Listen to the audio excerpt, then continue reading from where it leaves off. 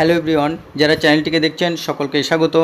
আজ কলকাতা হাইকোর্টের ডিভিশন বেঞ্চে justice honourable justice Tapabrata Chakraborty এবং জাস্টিস পার্থসারথী চ্যাটার্জির যে ডিভিশন বেঞ্চ, সেখানে কিন্তু বহু প্রতীক্ষিত আপার প্রাইমারি কেসটি উঠতে চলেছে।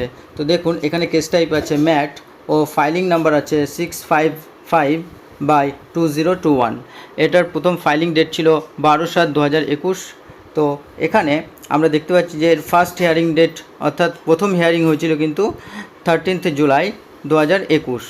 অর্থাৎ এই জুলাই আবার আসতে চলেছে, এক বছর প্রায় এই কেসটি নিয়ে পেন্ডিং রয়েছে। তো নেক্সট হিয়ারিং ডেট অর্থাৎ আজকে 21 মে 2024। আর এখানে অনারেবল জাস্টিস দুজন রয়েছেন, তাদের ডিভিশন বেঞ্চে উঠতে চলেছে। তো এখানে পিটিশনার ছিলেন রাজীব ব্রহ্ম অ্যান্ড আদার্স ও রুচিরা চ্যাটার্জি এবং versus the state of West Bengal.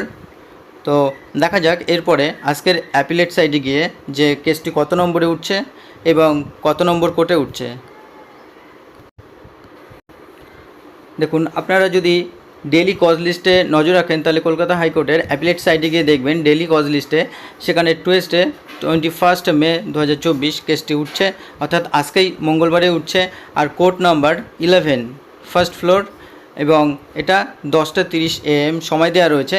এবং অনারেবল জাস্টিস তপব্রত চক্রবর্তী এবং অনারেবল জাস্টিস পার্থসারথী চ্যাটার্জির ডিভিশন বেঞ্চে কিন্তু কেসটি উঠবে।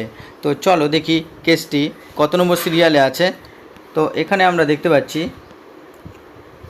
কেসটি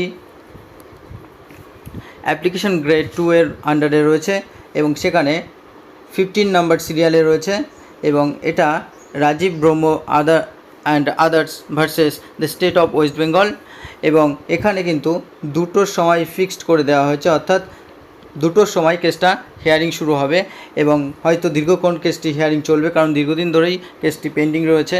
তো আমরা ইতিমধ্যে জানি যে অনেকে যারা আপার প্রাইমারি দিয়েছিলেন বা কোয়ালিফাই করেছিলেন তাদের কিন্তু সমস্ত প্রসেসিং রেডি এবং তারা অনেকেই ইন্টারভিউ ও কাউন্সেলিং সমস্ত কিছু রেডি করে, শুধুমাত্র তাদের কিন্তু জয়নিং করার ক্ষেত্রে কিছুটা প্রসেস বাকি রয়েছে, অর্থাৎ স্কুল কাউন্সেলিংয়েও তাদের শেষ হয়ে গেছে, স্কুলে জয়েন করাটাই তাদের বাকি রয়েছে।